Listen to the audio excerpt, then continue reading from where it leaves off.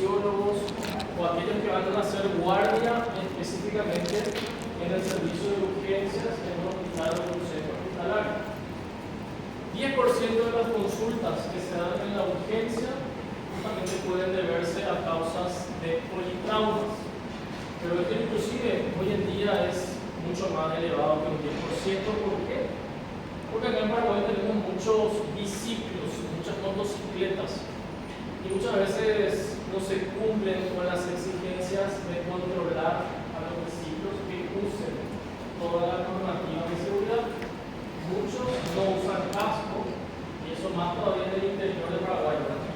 Entonces hay muchos accidentes, principalmente biciclos, y eso hace que por supuesto las urgencias se llenen, principalmente los fines de semana, se llenen justamente de politraumatizados que lleguen justamente a la urgencia. Cuando llega un politrauma, básicamente todo el equipo médico de la urgencia se acude para evaluar, ¿verdad?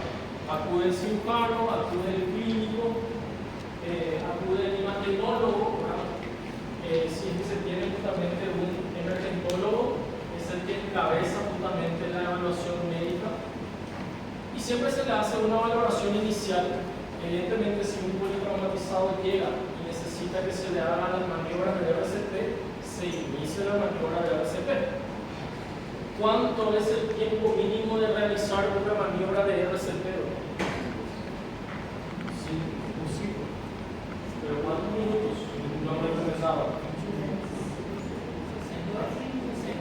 20 minutos, dice quién da más, quién da menos. ¿Ah? ¿Cuántos minutos debemos hacer la RCP para decir que el paciente murió definitivamente? ¿Ah? 30, ¿quién da más, quién da menos?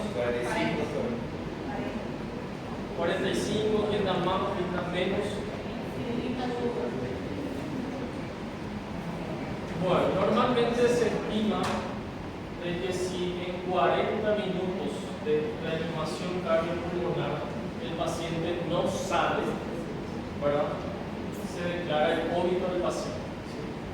40 minutos. Y eso realmente es en teoría, porque muchas veces no se cumplen esos protocolos. A veces, cuando vemos que la posibilidad de vivir o de que viva no es justamente buena, muchas veces se hace la RCP minutos, pocos minutos, cuando sabemos que no hay probabilidad de que pueda vivir, ¿sí? Pero todo es protocolar. Por lo menos en pacientes que llegan y hay chances de que pueda salir, hay que hacer de 40 minutos como mínimo una maniobra de RCP, con todo lo que ella maneja de los ciclos y la bueno, por supuesto, el control de la hemorragia. Si nosotros vemos que un paciente viene con una fractura expuesta, ¿verdad?, hay que controlar el sangrado. Una canilla abierta, pero hay que cerrarla. Entonces, no vamos a tener un paciente hemodinámicamente estable si nosotros no cerramos una canilla abierta, si en este caso una fractura expuesta. Por ejemplo, ¿qué podemos nosotros simular o pensar? Si llega un paciente en la urgencia con el trauma, llega el paciente prácticamente en estado de hemodinamia inestable, hipotensión, taquicardia, pálido, sudoroso, está hipotensando y básicamente con pérdida de conocimiento. ¿Qué se asume? Nombre y apellido. Un shock hipovolémico. Evidentemente lo primero que vamos a pensar sería, en este caso, si ustedes no ven la salida de sangre al exterior, evidentemente entonces hay una hemorragia interna, hay un sangrado interno. Y por eso es que justamente cuando llega un paciente politrauma, como les dije al principio, es un trabajo multidisciplinario. Todos los médicos de la urgencia tienen que acudir a evaluarle. Acá, por ejemplo, vemos el imagenólogo que básicamente está buscando hemorragia interna o alguna presencia de líquido intraabdominal. Por supuesto que evidentemente el cirujano le hace la evaluación, la inspección, el clínico, si tiene una estabilidad termodinámica o pulmonar, empieza a la intubación, etcétera, etcétera. Ahora, si hay que hacer la reanimación, se inicia la reanimación. Pero lo importante primeramente aquí es que haya un paciente estable y vivo para poder nosotros continuar, ¿sí? Porque si no tenemos paciente, de nada sirve hacer el resto que nosotros vamos a hacer ahora, ¿verdad? Que vamos a mirar. Entonces, una vez que nosotros tenemos estabilizado a nuestro paciente politrauma, ahí vamos a hacer la evaluación por órganos y sistemas, o aparatos y sistemas, ¿ok? De nada me sirve yo llamarle al urólogo para que venga a evaluar los riñones si yo veo que el paciente está teniendo una fractura expuesta y está sangrando abiertamente, ¿no? Entonces, primeramente estabilizar al paciente, y una vez estabilizado se va a solicitar las evaluaciones respectivas, ya sea con el urólogo, ya sea con el oftalmólogo si tiene alguna lesión ocular, ya sea con el neurocirujano si tiene alguna lesión justamente a nivel del sistema nervioso central, etcétera, etcétera, ¿no? Pero lo principal es justamente tener estabilizado al paciente y posteriormente hacer las evaluaciones. Estos son los diferentes tipos de mecanismos de traumas que se tienen: el traumatismo cerrado, están las heridas penetrantes, las caídas de alturas, las caídas enhorcajadas, el accidente vehicular también, ¿verdad? Las heridas por arma de fuego, que puede ser por forma convencional o de alta velocidad, o básicamente por aplastamiento, ¿verdad? La caída de estructuras de gran peso que caen sobre el cuerpo en sí. Primeramente, lo que ya les dije: examen clínico, estabilizar al paciente y posteriormente se solicitan las evaluaciones por especialidades. Y bueno, nosotros aquí lo que nos compete, ¿verdad?, va a ser justamente los órganos que forman parte del aparato urinario. Y aquí están traumatismos de riñón, vejiga, la uretra y el traumatismo de los órganos genitales masculinos. Bueno, comenzamos entonces con las lesiones o politraumas en el riñón, ¿sí? Básicamente el riñón es nuestro órgano más frecuentemente politraumatizado dentro del aparato urinario. El mecanismo más frecuente suele ser justamente los accidentes automovilísticos y también los accidentes deportivos. Por edad, justamente los hombres más jóvenes son los que son afectados comúnmente. En el 80% de los casos son debidos a traumatismo cerrado de abdomen en la región del flanco o en la región lumbar, y las heridas penetrantes que se produzcan, ya sea por arma de fuego o por arma blanca, en la región flanco o región lumbar, siempre comprometen el riñón en casi un 80% de esas lesiones, acompañadas también de otras lesiones de vísceras que forman parte del abdomen, ¿no?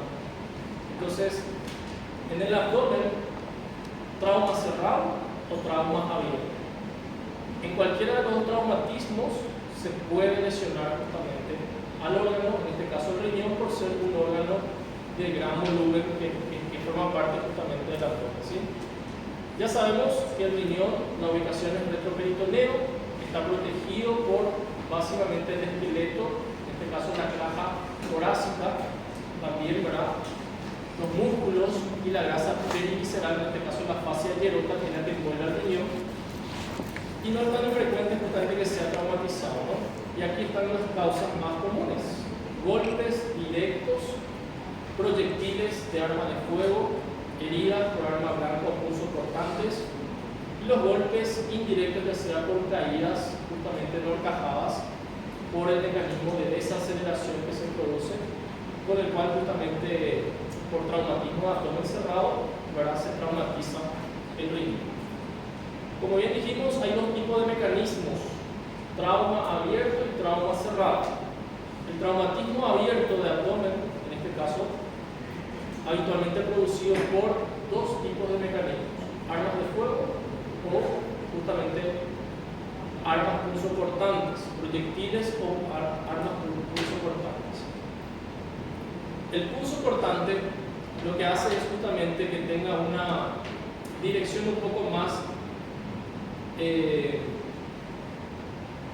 no una dirección, sino que nosotros al saber que el traumatismo haya sido penetrado por un objeto punzocortante, nosotros sabemos cuáles órganos podrían estar comprometidos según la región en donde se encuentre esa lesión. Por ejemplo, si ustedes andan por ahí por la calle y les sale algún asaltante con un cuchillo y les clava en la región de hipogastrio, o la lesión justamente viene en la lesión de hipogastrio, y es una mujer, ¿qué órganos van a estar comprometidos? Vejiga, útero, y podría ser intestino, ¿sí? O sea que según la región anatómica donde se encuentre la herida, si fue por arma cortante o punzo cortante, ustedes ya saben más o menos qué órganos van a estar comprometidos, ¿sí? Y es la diferencia, por ejemplo, con los proyectiles de arma de fuego, porque los proyectiles de arma de fuego es todo lo contrario. Ahí sí nosotros no sabemos qué es lo que vamos a encontrar adentro, qué lesiones de órgano vamos a encontrar. Porque el arma o el proyectil puede ingresar por flanco derecho, entrar por flanco derecho y salir en hipocondrio izquierdo, ¿sí? O inclusive penetrar y quedarse en alguna región anatómica. Entonces, cuando se tiene evidentemente región por herida penetrante, ya sea por arma de fuego, por arma blanca, se hace una laparotomía exploradora al paciente. Se le somete a una laparotomía exploradora para una incisión supraparal se abre, y si es incisión, o sea, si es una lesión de arma blanca, se sabe específicamente qué órganos podrían estar comprometidos según la región donde está la herida. Pero si es por arma de fuego, básicamente se puede comprometer todos los órganos que forman parte del abdomen, ¿sí? Entonces, es más grave tener un proyectil de arma de fuego como herida o como causa justamente el mecanismo de entrada de herida, a que tener justamente una por arma blanca, ¿no? Y el traumatismo cerrado, ¿verdad? El otro mecanismo bien que dijimos corresponde generalmente a los golpes directos o traumatismos por desaceleración. Son comunes aquí los accidentes de tránsito y las caídas de altura, y con frecuencia pueden acompañarse de hematomas o equimosis en las regiones justamente topográficas correspondientes al ritmo. Los traumas cerrados rara vez son quirúrgicos, ¿no? Y generalmente es posible inclusive llegar a hacer el diagnóstico etiológico mediante los medios auxiliares de diagnóstico. Mediante la radiología nosotros podemos estudiar a los órganos internos, ver qué grado de severidad o compromiso de lesión tienen, y de acuerdo a ello expectar justamente si es que va o no para un tratamiento quirúrgico. Todo depende justamente de la hemodinamia del paciente, ¿sí? Entonces, si llega un paciente con traumatismo de herida blanca o penetrante o arma de fuego, entonces eso es sinónimo de exploración quirúrgica, laparotomía exploradora. Pero si llega un paciente con mecanismo justamente cerrado, golpe de trauma cerrado, eso va para control y justamente evaluaciones con imagenología de seguimiento, ¿no? Bueno, podemos nosotros entonces a los traumatismos cerrados clasificarlos en lesión menor, lesión mayor, lesión catastrófica y una lesión ureteropélvica. Esto es en relación al compromiso de los riñones, específicamente de los riñones. Por suerte, lo más común que nosotros vamos a encontrar son las lesiones menores, ¿sí? A nivel renal. Básicamente una lesión menor está compuesta por contusión, hematoma subcapsular, pequeña laceración sin extravasación justamente del sistema colector, o a nivel vascular se presenta un infarto subsegmental, ¿sí? Una pequeña porción nada más a nivel vascular se ve comprometida. En un 15% de los pacientes con la presentación en frecuencia hablamos de lesión mayor. La lesión mayor es aquella cuando la laceración ya es mayor a través justamente de la cortical y puede extenderse a la médula, la corteza médula, o comprometer ya sea el sistema colector con o sin extravasación también del líquido, en este caso la orina, y a nivel vascular presentarse justamente ya el compromiso de vasos más importantes, en este caso ya un infarto segmental. ¿Sí? Lesión catastrófica ya cuando hay múltiples laceraciones.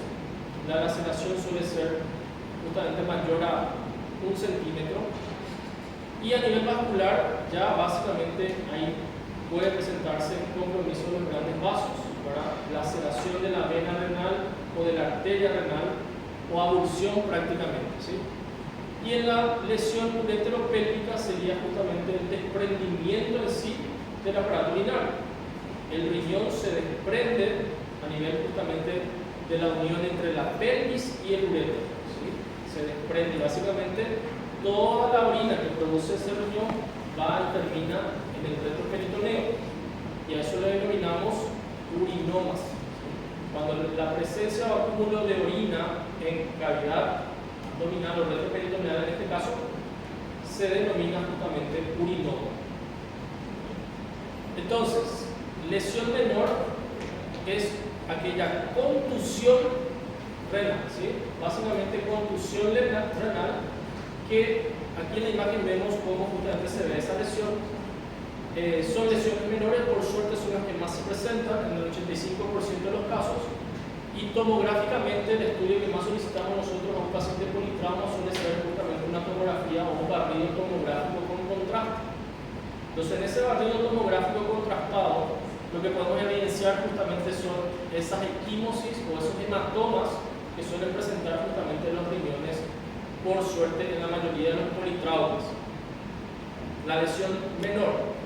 Y por supuesto, a nivel ya sea laceración o hematomas, ¿verdad? En este caso un hematoma subcapsular. Imagenológicamente se ve así esas lesiones en imagenología. Y a nivel vascular se presenta justamente la presencia de infarto a nivel subsegmental. La laceración es pequeña, generalmente es menos de 1 centímetro de profundidad. La laceración es igual a una incisión, a un corte, a una lesión en profundidad, ¿sí? Y aquí normalmente hay solamente compromiso del parénquima, la corteza, ¿sí? Acuérdense que el parénquima renal está dividido en corteza y médula. Si esa lesión profunda, ¿verdad?, compromete menos de 1 centímetro de profundidad, entonces estamos hablando de una laceración menor, ¿sí? Básicamente estos pacientes se mantienen estables, ¿sí?, hemodinámicamente estables. A pesar de que tenga estas laceraciones, el riñón empieza a sangrar, empieza a haber pérdida de hemoglobina, el paciente desciende, pero se mantiene hemodinámicamente estable. El tratamiento suele ser justamente inmovilización. El paciente se queda totalmente quieto, nada, lo único que tiene que estar permitido es respirar. El paciente está encamado, él está con una sonda vesical. Por supuesto que para sus necesidades fisiológicas lo hace en la misma cama, el baño, todo en la cama. El paciente está en observación y reposo absoluto. Ese es el tratamiento médico para los traumatismos renales en general, ¿sí? Yo lo que les decía a nivel vascular, el infarto es justamente subsegmentario, hay compromiso nada más de pequeños vasos, arteriolas que comprometen, ¿verdad? Y donde la parte afectada se ve justamente por segmentos, nada más. La lesión mayor ya es justamente cuando la laceración ya es más de 1 centímetro en profundidad. Puede comprometer no solamente la corteza, sino también la médula e inclusive al sistema colector, ¿sí? Esto ingresar más profundamente. Por supuesto que el paciente puede llegar a tener shock hipovolémico en estos casos. A nivel vascular ya hay compromiso de un segmento mucho más grande, compromiso ya a nivel segmentario, ya justamente en las principales ramas. Acuérdense que la arteria renal, ¿verdad? En la cara anterior del riñón se dividía principalmente en 3 ramas y en la cara posterior en 2 ramas, ¿sí? Entonces, cuando una de esas ramas principales se ve afectada, obstruida por la presencia justamente de coágulos, hace que evidentemente la irrigación en esa zona del parénquima renal ya sea deficiente, ¿no? Entonces se produzca la necrosis de ese parénquima que estaba irrigado por esa zona vascular. La injuria catastrófica ya son múltiples laceraciones, ¿sí? Aquí ya puede haber laceraciones de 1, 2, 3 centímetros, comprometer solamente corteza, médula o inclusive también comprometer al sistema colector. En la laceración aquí puede presentarse múltiples, como le decía, y la injuria a nivel vascular ya compromete justamente los grandes vasos. Puede haber justamente ya aquí abulsión inclusive de la arteria renal, ¿verdad? O de la vena renal en su caso. Y la lesión ureteropélvica, lo que les decía, es cuando se produce el desprendimiento, ya se desmembra justamente la pelvis del uréter, y entonces la orina que produce el riñón básicamente va para, repito, el peritoneo, que llamamos urinosis. Este es el estudio con contraste, en donde por supuesto la orina está contrastada, entonces todo aquí la orina está derramada en zona de retroperitoneo. Bueno, esta es la clasificación entonces de las lesiones o traumatismos a nivel renal, ¿sí? Lo que les decía, prácticamente lesión menor, ¿verdad? Lo que sería grado 1 y grado 2. Lesión menor, como les dije, el 80-85% de los casos, por suerte, son lesiones menores a nivel renal. La contusión, la presencia de hematomas, sería grado 1, grado 2, ya cuando la lesión es un poco más grande, inclusive, pero menos todavía de 1 centímetro. El grado 3 y grado 4, ¿verdad? Ya es lesión mayor, 15% de las presentaciones en frecuencia. Aquí la laceración ya son más de 1 centímetro de profundidad, repito, pueden comprometer al sistema colector con o sin extravasación justamente de la orina. Y la última, el grado 5, ya hay un desprendimiento total, ¿sí? Las venas, la arteria renal se desprende y el paciente entra con un shock hipovolémico, con hipotensión por el piso prácticamente, y eso es una urgencia urológica y quirúrgica en un paciente politrauma, ¿verdad? Entonces, repito, el tratamiento suele ser reposo para grado 1 e inclusive grado 2, pero cuando ya hay compromiso del estado hemodinámico en lesiones catastróficas principalmente, el paciente requiere intervención quirúrgica inmediata. O sea que el tratamiento aquí es tratamiento médico y aquí el tratamiento es quirúrgico. ¿Cómo pueden ingresar los pacientes? Bueno, estos son los síntomas: dolor, hematuria, tumor en fosa o en este caso abdominal, y la presencia justamente de la hemodinamia general, hemodinamia justamente del paciente, que repito puede ir acompañado de un shock hipovolémico. Hematuria, después de un traumatismo abdominal, evidentemente nos indica que hay una lesión del aparato urinario.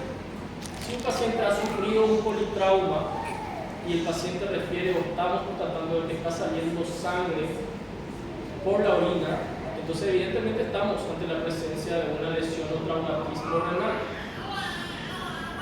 Si no hay hematuria, ¿verdad? Si no tenemos la presencia de hematuria, tampoco eso nos quiere decir que no tengamos lesión o lesión en este caso del aparato urinario. ¿En qué caso, por ejemplo, en cuál de las clasificaciones no habría la presencia de hematurias? Lesión menor, lesión mayor, lesión catastrófica. Lesión menor. Lesión menor. Lesión menor porque solo daña una parte del borde. ¿Ah? Razonamiento clínico, o sea, piensa. No hematuria. O sea, presencia de hematuria es sinónimo de que hay lesión del aparato urinario y hay lesión de los riñones. Trauma de la vía urinaria. Si el paciente con politrauma no está urinando sangre, no significa que la vía urinaria está limpia, no está lesionada, que no está traumatizada. podría estar teniendo qué presentación clínica, qué clasificación.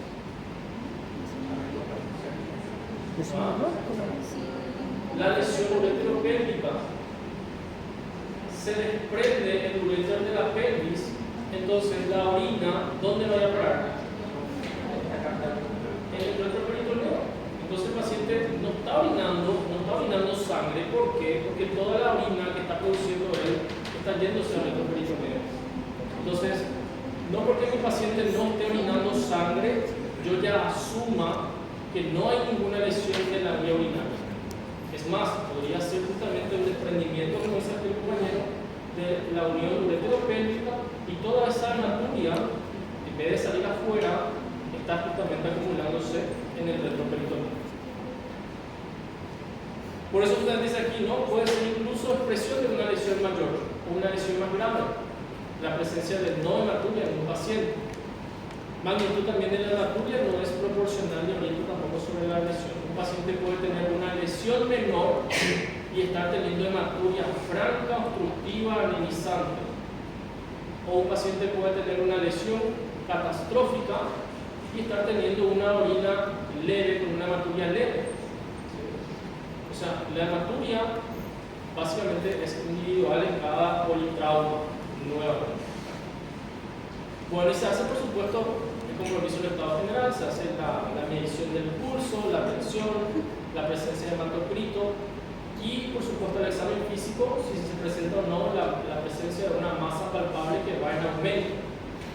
Entonces, en los pacientes politraumas se suele solicitar estos estudios, ¿sí? La ecografía, que es un método rápido, fácil, casi siempre en la urgencia se suele acceder a ese estudio, el imaginólogo cuenta con eso. Puede solicitar también la tomografía, barrido tomográfico. Urológicamente hablando, solicitamos nosotros una urografía intravenosa o una resonancia, esto en casos más específicos, pero básicamente lo que le decía, primero estabilizar al paciente para después hacerle y solicitarle los demás estudios. Y por supuesto siempre se evalúa los dos riñones, ambos. La ecografía, ya saben, rápido, método fácil, no invasivo, de fácil acceso, y en las evaluaciones iniciales de un politrauma casi siempre se solicita ecofaz. Ecofaz significa la presencia o estudio de líquido en el abdomen, ¿sí? Y el ecofaz generalmente sirve en las primeras 6 horas del politrauma. Cuando ya han pasado 6 horas de haberse ocurrido el traumatismo o politraumatismo, ya hay que pedirle una ecografía abdominal general nada más.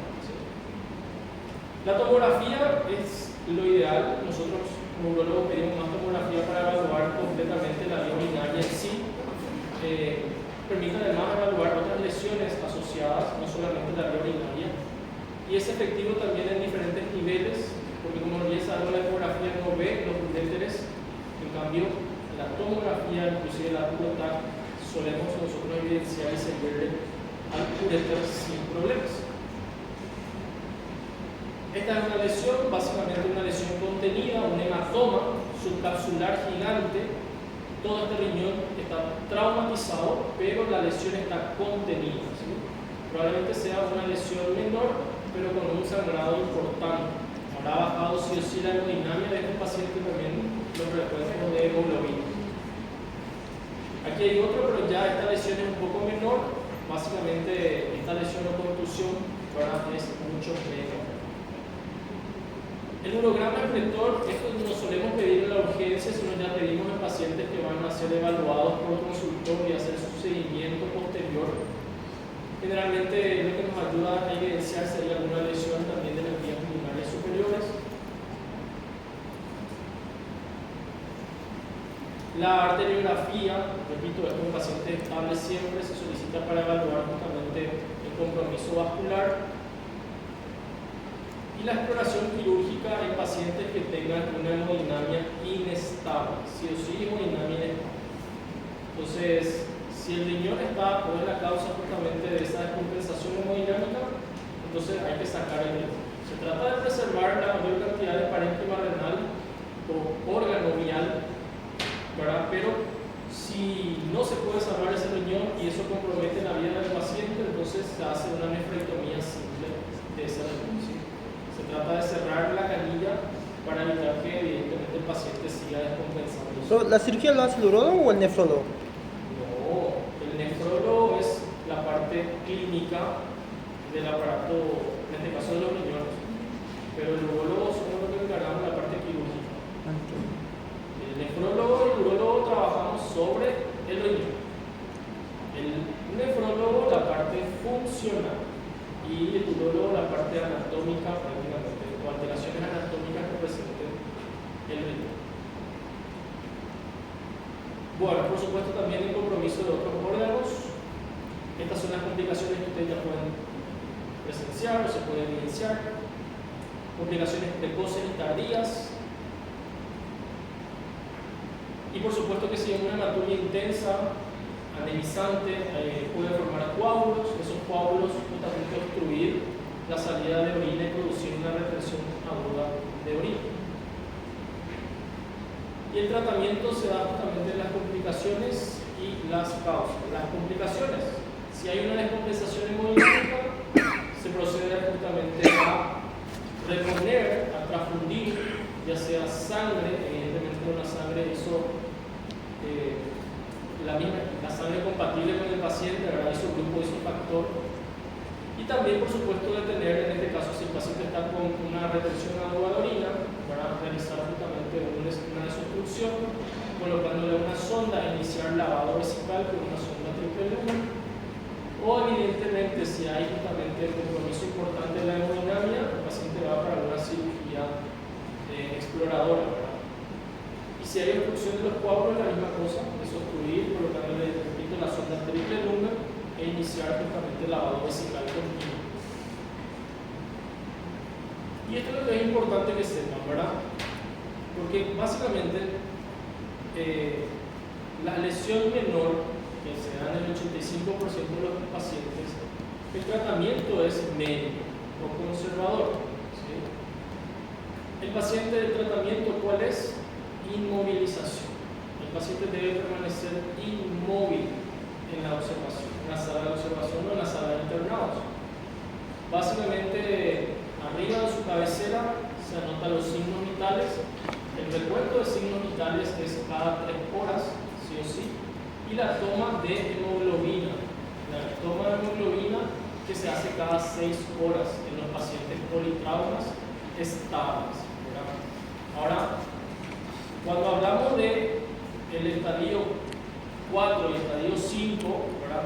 Donde ya vemos que hay justamente abulsión vascular, laceraciones múltiples, lesiones catastróficas, evidentemente el tratamiento es quirúrgico.